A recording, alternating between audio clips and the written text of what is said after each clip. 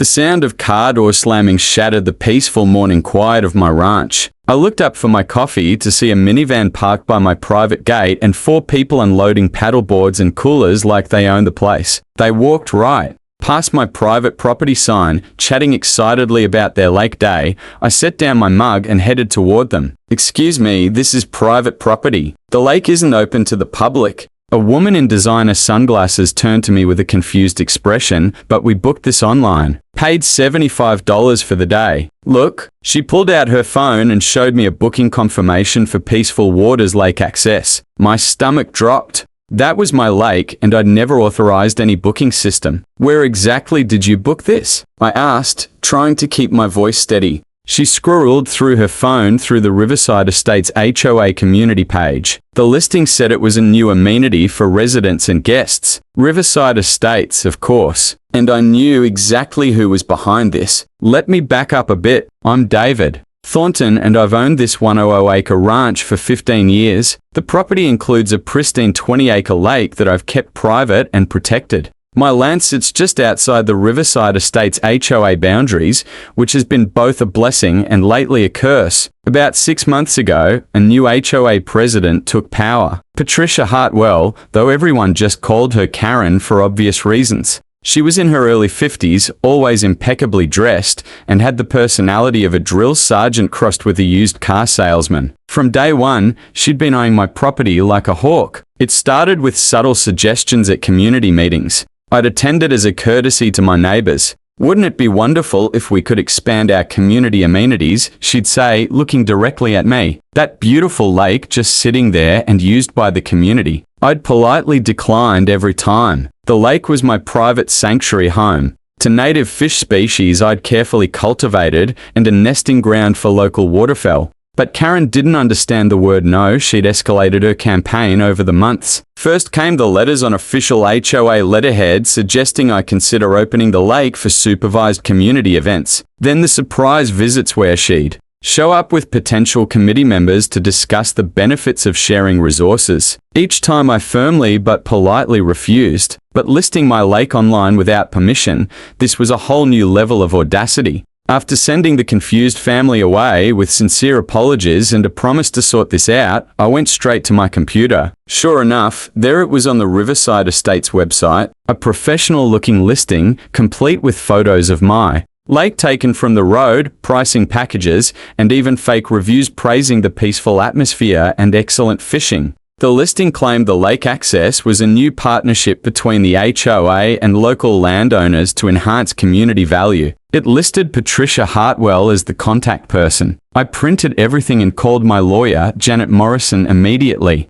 "She's charging people to access your private property without your consent." Janet's voice was incredulous. "David, this is textbook fraud and trespassing and about 5 other violations I can think of off the top of my head. What do you recommend?" I asked. "We could send a cease and desist immediately, file charges, sue for damages," Janet rattled off, "but let me do some digging first. Sometimes with people like this, there are more strategic approaches." Over the next week, I documented everything. More families showed up with booking confirmations. I politely turned them away and collected their information for potential witnesses. I installed security cameras to capture the trespassing attempts. Meanwhile, Karen doubled down, sending me an email suggesting I was being selfish and hurting property values by not sharing the lake. Then Janet called with interesting news. "David, you're not going to believe this. The property adjacent to yours, the 5-acre lot that borders both your land and Karen's house, just went on the market. The Millers are divorcing and need a quick sale." The Miller property was strategic. It formed a buffer between Karen's house and the only decent access point to my lake from the Riverside Estate side. If someone owned that lot, they could completely control access from the neighborhood. "What are you thinking?" I asked, though I suspected I already knew. "I'm thinking that sometimes the best defense is a good offense. I have a real estate attorney friend who specializes in anonymous purchases through limited liability companies." The plan came together quickly. I formed an LLC called Pine Valley Investments and made an all-cash offer on the Miller property, $20,000 over asking. In a volatile market, they jumped at it. The sale closed in 2 weeks, and Karen had no idea who the new owner was. The day after closing, I hired a construction crew. They showed up at 7 o'clock a.m. sharp to install an 8 ft privacy fence along the entire border between the Miller property and Karen's land. It was completely legal, up to code, and absolutely blocked her view of and access to the lake. The first sign of trouble came around noon. Karen's silver luxury SUV screeched to a halt in front of the construction site. She emerged like a hurricane in yoga pants, her face already red with fury. "What is the meaning of this?" she shrieked at the construction foreman. "You can't put a fence here. This blocks the lake access." The foreman, a calm man named Roberto, who dealt with difficult neighbors before, simply shrugged. "We're following the property owner's instructions, ma'am. Everything's permitted and legal." "Who owns this property?" "I demand to speak with them immediately." "You'd have to contact Pine Valley Investments." "Ma'am, I just build fences." I watched the entire exchange from my security camera feed, sipping coffee on my porch. The next few hours were entertaining. Karen made at least 15 phone calls, growing more agitated with each one. She tried the county recorder's office, the real estate agent, even called the police, who politely informed her that property owners had the right to fence their land.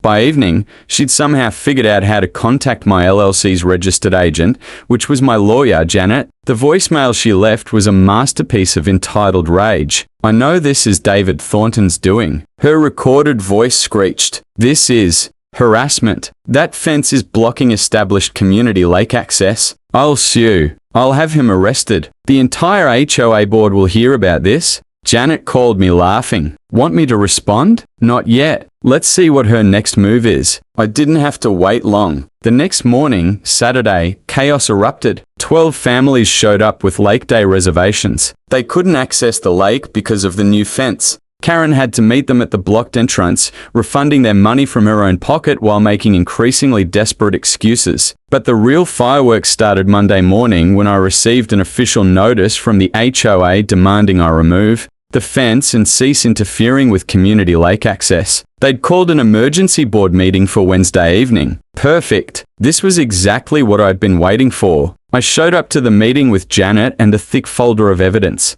The community center was packed. Karen sat at the board table, radiating smugness, clearly thinking she had me cornered. "Before we begin," I said, standing up, "I'd like to clarify something. This fence you're complaining about, it's on property I recently purchased. I have every right to fence my own land." Karen's face went white. You bought the Miller property through Pine Valley Investments?" "Yes. Completely legal. Just like property owners have the right to fence their land, they also have the right to control access to their property." Which brings me to my next point. I opened my folder and began distributing copies of documents to the board members. These are screenshots of an unauthorized booking system charging people to access my private lake. My lake on my property, which sits outside HOA jurisdiction. This constitutes fraud, theft by deception, and criminal trespassing. The board members' expressions shifted from confused to alarmed as they reviewed the evidence. Furthermore, I continued, "Here are signed statements from 37 families who paid for lake access. They were not legally entitled to security camera footage of trespassing, and a particularly interesting email from Miss Hartwell suggesting I was, quote, selfish for not sharing my private property." One board member, an elderly man named Thomas, cleared his throat. "Patricia, is this true? Did you list this man's private lake online without permission?" Karen's mouth opened and closed like a fish. "I was trying to increase community value. The lake was just sitting there unused. It's my private property," I said firmly. "You had no right to list it, charge people for access, or pocket that money." Which raises another question. Where did all those booking fees go? The room went silent. Another board member, a woman named Sandra, leaned forward. "Patricia, did you keep the money from these bookings?" "It was for the HOA." Karen protested. "Weekly administrative fees for managing the amenity. Show us the deposits," Thomas demanded. "If this was official HOA business, there should be records." Karen's face went from white to red to purple. "I was going to transfer it. I just hadn't gotten around to it yet." Janet stepped forward. "My client is prepared to file criminal charges for fraud, theft, trespassing, and harassment. However, he's willing to consider alternatives if the board takes appropriate action. The emergency meeting devolved into chaos. Board members demanded Karen's immediate resignation. Heated arguments erupted about liability and potential lawsuits. From defrauded families, someone mentioned contacting the district attorney. Karen tried to regain control, pounding her gavel and shrieking about proper procedures, but nobody was listening anymore. The vote to remove her as HOA president was unanimous, with Karen unable to vote on her own removal. But that wasn't the end. As news spread through the community, more consequences piled up. The real estate company Karen worked for part-time launched an ethics investigation after multiple clients complained. Families who'd been turned away from the lake demanded full refunds, plus compensation for ruined weekend plans. The final blow came 2 weeks later. I was working on my dock when a process server walked up. "Are you Patricia Hartwell?" he asked, looking confused. "No, I'm David Thornton. This is my property. Karen lives in Riverside Estates." He checked his papers. "Right, but this lists her new address as the adjacent lot." That's when I learned Karen had panic sold her house at a massive loss, hoping to buy the Miller property from Pine Valley Investments. She'd actually submitted an offer to Janet's office, not knowing it was my LLC. Janet had politely declined, citing the owner's intention to keep the property indefinitely. The process server eventually found Karen at her mother's house across town. She was being sued by the district attorney's office for fraud and theft by deception. 17 counts, 1 for each family she'd scammed before I shut down her operation. 3 months later, I heard through the neighborhood grapevine that Karen had pleaded guilty to reduced charges. She avoided jail time,